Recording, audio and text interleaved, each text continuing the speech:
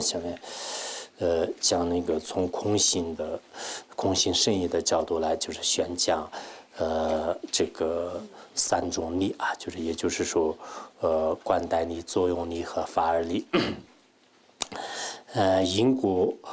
体质法真实中观察，能生不可得，观待生也我。我们昨天呢，就是前面已经讲了，就是作用力呢，就是依靠这个因的作用而这个产生。然后观待力呢，就是这种果是依靠这个因或者说是观待因。那么这样的这个因果关系，是一切诸法的自然规律，也是这个它的法性啊，这就是所谓的三着力。这是我们从这个名言量为主的角度来安理的。就名言量为主的角度来安理的话呢，确实是世间当中有因和果的这种关系，而没有因呢，不可能产生果。而这种果呢，就是依靠因而产生的。因产生果的这种规律呢，是谁也无法否认的，无法这个折破的，就是这是一种客观的这个规律，就是这是我们这个昨天所讲的内容呢，大家得应该清楚，这就是所谓的这个世间的名言的这种真理，也是名言的法尔。那么今天的这个观察的层次呢，就是有点不相同的了。就怎么不相同呢？我们对这样的这个因和果本体啊，就是在三个方面呢，就是做这个分开这个观察。分开观察的时候，首先我们对这个因方面就是进行观察啊，因为昨天呢依靠种子而这个产生果，就是因的作用力呢，就是产生果，是确实名言当中有这么一回事。但是我们现在呢，就是这个因呢，就是进行这个观察。进行观察的时候，通过这个儒中论的里面的一些这个金刚谢因呢，就是以金刚谢因来进行观察，就是或者呢，就是用这个四种因来这个观察，有这个是那个自身还是他身，或者是公身无因身，就是这三种因来进行观察。这三种这个产生来观察的时候呢，自身当然是不可能的，就是自己产生自身也是变成无穷无尽了，或者是他身呢，就是如果他身的话呢，也是这个黑暗当中也是出现这个火焰当当，就是当然我在这里呢就是不光说，就是所以通过这四种观察来进行观察的时候呢，依靠作用而产生的道理呢，就是全部荡然无存，就是不可能这个成立的。然后呢，再进一步就是观察，就是它的果啊，就是昨天已经讲了，这种果呢，就是依靠观待这个因而产生的。但是我们用中论里面所讲的那样，就是这个有无这个四因吧，就是有无这个有无生灭因，有无生灭因来进行观察的时候呢，也是这个有者呢就是不生有的缘故，无者呢就是不能这个产生，就是无的缘故。有无二者呢就是相违的缘故，不可能这个产生。有无二者以外呢，就是不可能就是有其他的产生方式。等等，以这种方式来进行观察的时候呢，以观待因而产生的道理啊，就是绝对也是不可能的，就是全部呢就是可以驳斥无余。然后呢，我们再用这个中观传论里面所讲的这个利益多因呢，来这个进行观察，就是一切诸法的这个本体，也就是说是因产生果，获得人性那样，就是每一个法的本体存在。但是这种本体呢，通过这样的这个利益多因呢，一则不成立的缘故多不成立，多不成立的缘故一则也不成立。以这种这个观察方式来进行推断的时候呢，那么就是诸法的本体呢，也是这个不可能这个存在的。这样一来的话呢，那么就是因不存在，果不存在，它的这个本体不存在。这三者以外呢，就是任何法也是在世间当中是没有的。因此呢，就我们名言当中呢，明明就是绝对是这个产生是存在的，但是呢，通过这个生意的这几种量啊，来这个进行推断的时候呢，的的确确就是就像前面的虚空一样的，远离一切细论，根本找不到就是它的这个产生。所以我们要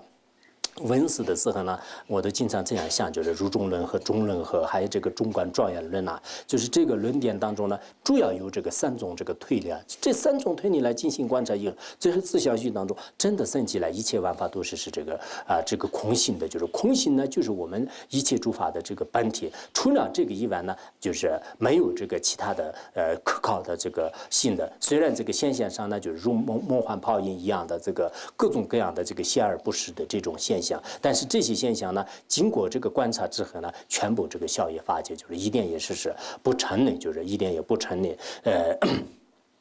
那么这是那个就是前面的这个观察方法，随现各自体，体形本为空，三解脱法界，神以智法而。虽然呢，就是在这个没有经过详细观察的这个情况下，在名言当中呢，就是我们前面就是用三种得出来的结论一样的，诸法的因也有，果也有，然后本体也是有，就是这三者呢，就是不同的这个方式呢，就是可以这个显现的。但是你真正依靠以这个智慧来进行观察的时候进行观察的时候呢，就确确实实全都变成了这个空性本体也不存在的，果也不存在的，这个因也不存在的，就是这全部呢，就是全部不存在的。这所谓就是不存在呢，就是我们这个三解脱就是因为这个因不存在呢，就是叫做是这个因无相的；然后这个果不存在呢，就是果无缘；然后体不存在呢，就是体空性就我们这个三解脱呢，其实是一切诸法的这个本体就是这样的。这就是所谓的这个法界，也就是这个僧义的法尔就是名言的法尔呢。我们昨天也讲了，获得热性一样的，就是在。这个正常人面前呢，就是我们这个无根具足的人面前呢，就是无气的这个存在，这就是面量的这个法尔的，或是热心的。那么这个谁是这个操事的这一点呢？凡是有知觉的这些人面前呢，是显量成立的，这就是名言的法尔。其实我们学习这部论点的话呢，真的是非常非常这个有必要的。就是现在很多人呢，就是不懂这个名言的这个真理，就是也更不用说这个深义的这个真理深义的真相，但是很多人的就是包括一些佛教徒就是一些这个寺院里面的一些大和尚的话呢，他对这个僧义的这种道理呢，就是一窍不通的，就是这一点。僧义不懂的时候，我们也不怪他，但是呢，就是名言的这个真理不懂的话呢，就是非常可惜的名言的这个人有前世后世然后这个业因果的真实存在呢，就是在我们这个人取所取没有效益发展之前呢，在我们凡夫众生面前是确实真实存在的。而这个僧义的真正这个法尔的话呢，实际上呢，就是一切诸法的这种本体这种诸法的这个本体呢，应该说是只有这个圣者的如根本慧体面前呢，就是才能这个真实的就是从本体的角度来讲，是一切这个空性的。但这种空性呢，就是不离开就是大光明的、显空无二的、远离一切细论的这种境界呢，是一切诸法的这个本体。这并不是说是有人呢，就是因为智慧很不错的，就马上呢，就是变成这样的就是我们中印这个，但中印来校正那个，算了吧。就是我们这个密宗当中也是这方面的这个书生这个教研。那么这个显宗当中的话呢，这个什么这个若诸佛出世，若佛不出世，一切空，一切法空性，说明为他性吧。就是入中论当中也不是有这么一句嘛，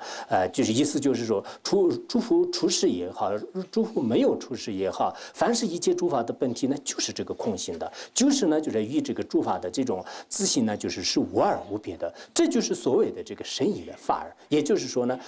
就是一切诸法的本体呢，其实是它的本体也好，果也好，因也好，全是远离一切细论的。在我们弥勒面前呢，就是如梦幻泡影一样的有一种现象，但是实际上这是不真实的。因此，这样的这种真理的话呢，我想世界上的成千上万个那个智者就是来到我们这个面前呢，就是进行就是推翻的话呢，也没有办法这个推翻的。就像是名言当中的这个惑的本体是热心这是能不能就是谁也推翻，就是没办法推翻的。同样的道理，就是我们什么时候动到了这种深意的真正的这个显空无二，就显空双运的这个境界，才能呢就是证到了这个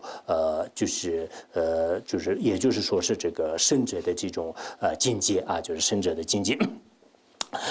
那么下面呢，就是随同这个三念而这个色义，就是因为这个僧义的法尔已经讲了完了，那么就是下面呢，就是随同这个三念，因为这三种理的话呢，一般来讲是主要是以名言量来这个抉择的就是这三种前面的三种，其实我们这个结义会见的话呢，你们一定要好好的这个背诵就背完了之后呢，就是经常想，如果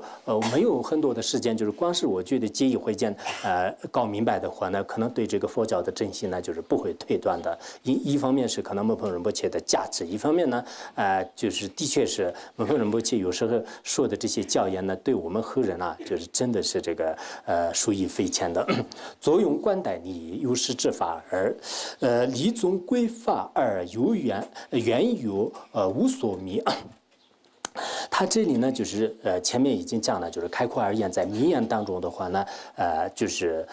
能产生这个过的作用呢，就是叫做是这个作用力。然后这样的过呢，就是依靠这个因而产生呢，就是叫做是这个观待力啊，就是那么观待力和作用力呢，实际上是所有这个有识法的这种法尔有识法的这种本性，就是在名言当中的这个本性呢，应该每一个法就是因有这个产生过的作用，过呢就是依靠因，就是这两者呢，是这个有一种就是自然的这种规律，就是这就是名言的这种法尔。那么这些这个法尔，就是这些道理的话呢，实际上呢，就是所有的前面所讲的这些真理呢，就是归在这个法尔理当中。也就是说，前面的这两种理呢，归在这个法尔理当中。那么你已经到这个法尔理的话呢，那就是除此之外呢，就是没有什么可寻觅的这种这个道理，就是你有呢，就是没有必要就是去寻有啊。比如说这个顷刻的这个产生种子呢，就是会产生那个顷刻，就是顷刻的果，这是为什么呢？然后顷刻的果呢，就是从顷刻的这个种子当中这个产生，这是这个为什么呢？那这样的话呢，你是不是没有事情做的，就没有什么可问的？就是这就是世间的一个因果关系。有一些愚者的话呢，经常这样说啊：我为什么造善业呢？就是会产生快乐；为什么造恶业呢？就是会产生痛苦啊。这是为什么？我不相信。那你不相信你自己这个造恶业，就是到时候你会相信的。所以你那个时间当中呢，很多这样的这个愚者，但是呢不懂这个法尔尼，就是你如果懂得法尔尼的话呢，你说这个祸的本体是这个热性，为什么呢？这是谁也就是答不出来的。不要说是我们一般的人，就是你非常崇拜的这个爱因斯坦和牛顿的话呢，你问这个爱因斯坦你好，为什么是祸是热性的话呢？他就是说这是自然的本性，就除了这个以外呢，他也不会这个研究成就是这个原因是如何。如果他去研究的话呢，就是最后自己也是会搞糊涂的，就是根本不可能得出一个满意的这个结论。所以呢，我们这个因和果呢，就是应该是有一种现在实践当中的很多该研究的地方不研究，不该研究的实践的一些法尔尼呢，就是经常去这个研究，就是这是这个为什么就是为什么善有善报，恶有恶报？为什么是那个顷刻的种子产生这个顷刻？为什么是人产生人，不产生牦牛等等？那这些事情的话呢，就是现在这个西方有些人的话呢，好像没有什么事情做的，就是一辈子当中，什么就是有些呢就是拉着一支笔，就是到处去，就是这棵树呢，就是到底有多少树叶啊，到底有多少的这种树枝啊，就是到森林里面去，就是观察这些。有些人呢，就是拉着一个照相去，到处去，就是拍一些动物啊，就是一直终身呢，就是混在这样的这个时间当中。其实这些呢，就是没有必要，就是应该值得观察的呢，就是有真正的这个真理，就是真理方面呢，我们值得观察。但是有些遇到法尔尼的话呢，就这些道理呢，就是谁也就是没办法，就是这是也没有必要这个宣说，也没必要再去这个寻觅，就是它的这个缘由。因此呢，就是名言的最后的这个理呢，就是可以归属在这个法尔尼当中，这一点也是很重要的。第四个就是理吧，前面讲的是作用理、观待理、法尔理。三个理已经讲完了，那么第四个理叫做是真诚理。真诚理呢，这里略说和广说。首先讲的是略说，而地之法而随同而衡量，实是理成故，即是真诚理。什么叫做真诚理呢？就是真诚理是我们前面已经讲了，这个神义谛和这个世俗谛的法尔。就神义谛的法尔是什么呢？就是一切万法，就是远离一切系论的空性。然后世俗谛的法尔是什么呢？火的本体是这个炽热的，水的本体是潮湿的，风的本体是飘动的。就是像这样的名言当中呢，就是我们世间人们就是称为的这种实质本体。就是本体。其实我有时候这样觉得，现在的很多这个生物学家、植物学家，还有一些这个人类学家，他们呢就是拼命的去这个就是追究、研究、探索，但探索得出来的结论的话呢，基本上最多是我们这个明眼的这个法尔。就是明眼的这种实质，明眼当中的这个实质，水的这个本体是到底是怎么样，火的本体是到底，很多科学家呢，就是从这个上面呢，还是做出了一定的这个贡献。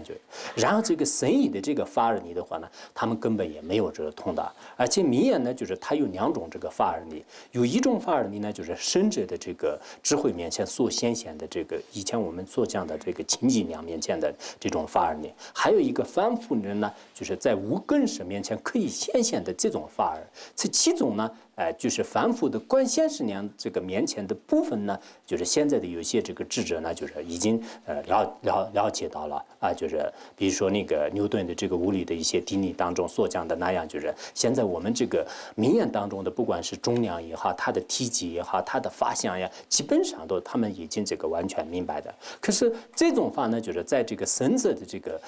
这个智慧眼里是什么样的这种现象呢，他们一点也是不会清楚的。当然，更何况说是这个神者入定根本会定面前的这种这个法尔就是这是绝对也不可能的。所以我们要学到这个佛法的这种这个知识的时候呢，就是一定会是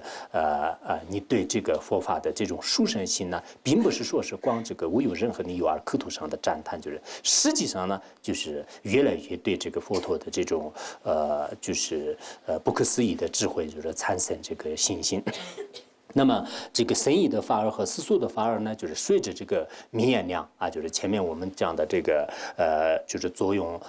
观待这个法尔来这个进行观察，然后用这个神异的话呢，就是也是这个观察因、观察果、观察这个本体的，就是观察这个也讲了就是什么这个离因多因有无生因等等，就是这些来进行观察。进行观察的话呢，都是以这个事实理来成立的。事实理是什么样呢？你在这真正的真理面前呢的话，完全是这个符合这个世界的道理，就是而根本说不出来，就是与之相反的任何这个真理，就是这样的这种事实呢，就是叫做是以事实理成立。比如说我们用神异的这个事实理呢，用这个5种推理，就是如意宝藏论当中是讲了8种推理，那么以这个8种推理来进行观察的时候呢，一切万法的这个本体呢，就是完全就是成立为这个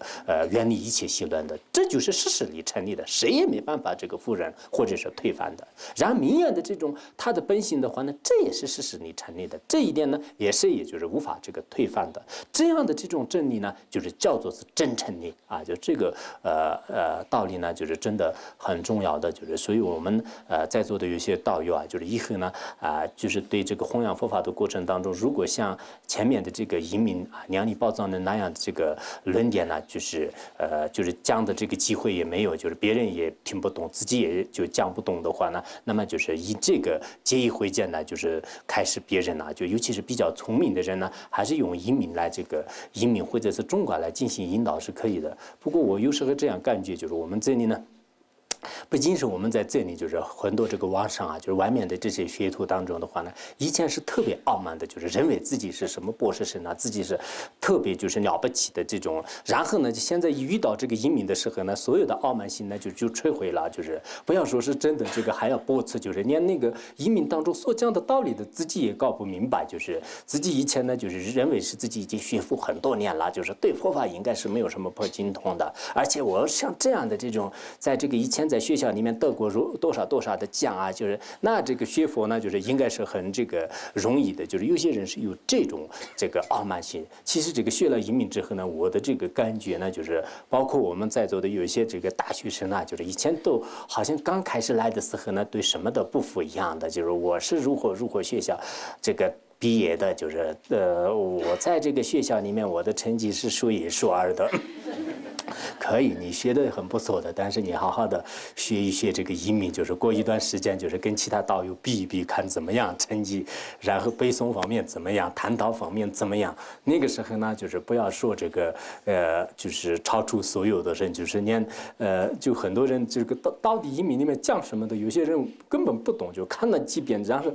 就想了好长时间，最后呢，自己还是很失望的。哦，原来就认为是我在时间法上面很聪明的，其实现在的话呢，好像是不是我人老了，已经愚钝了，就是有各种理由。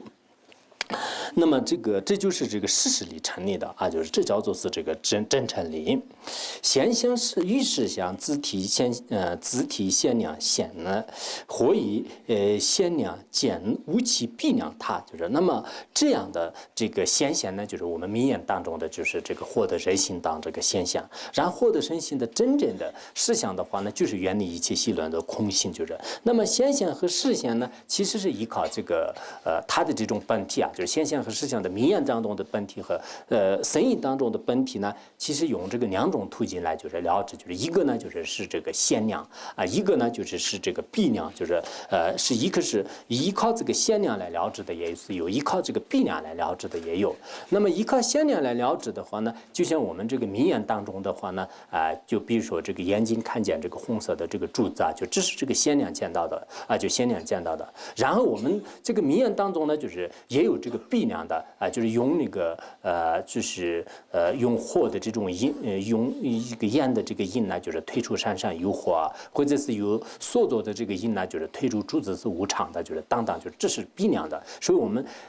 在名言当中的话呢，就是在就根师面前亲自见到的这个现量而得出来的结论也有，让根师面前亲自见不到的，但是通过呢就是推理而得出来的这种必量，就是在名言当中呢有这两种，就是然后这个深义当中的话呢，当然我们刚才说就是名言的法儿啊，名言的法儿呢就是通过现量和必量来就是可以得出来的，然后这个深义的这种法儿，就是它的这个法性呢也是通过现量和必量来可以成立的。第一个通过现量来怎么成立呢？比如说这个人甚至呢就是如于根本慧定的时候，一切万法的本体呢就是如理如实的这个现象，但是远离一切心论，无有任何这个执着，就是这是那个以现量来这个成立的啊，就以现量来成立的。然后呢就是通过这个必量来这个成立圣义谛的话呢，那么我们这个中论和中观根本慧论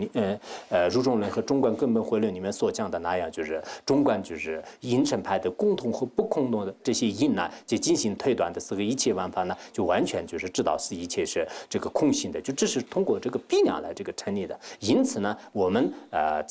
这样的这个现象和事项法呢，就是通过现量和这个必量来这个了悟啊，就是现量和必量来了悟。所以这样的我就始终都觉得是摩诃仁波切的这些道理啊，就是表面文字上看呢，就是特别的略，但是实际上呢，我们很多人呢，就是以前就是迷迷糊糊的很多道理呢，就是就完全就是一下子就是就开悟了，就是可能有这种感觉，就是就你们自己呢，就是好好的这个领会。其实对我们来讲，真的这个闻思也好，修行也好，就是这样的道理要懂到是很重要的。否则的话，你闻思多年也是自己基本的要义没有懂到的话呢，口头上说什么也是不起作用的。如果你真正是懂到他的这个深深的这种道理的话呢，那么永远也不会这个退失这种真见。不仅是精神当中不退失，而且我们这个阿赖耶上面种下稳固的这样的细节的话，乃至甚至是对你的这个大乘佛法的这种信解呢，就是永不退转的。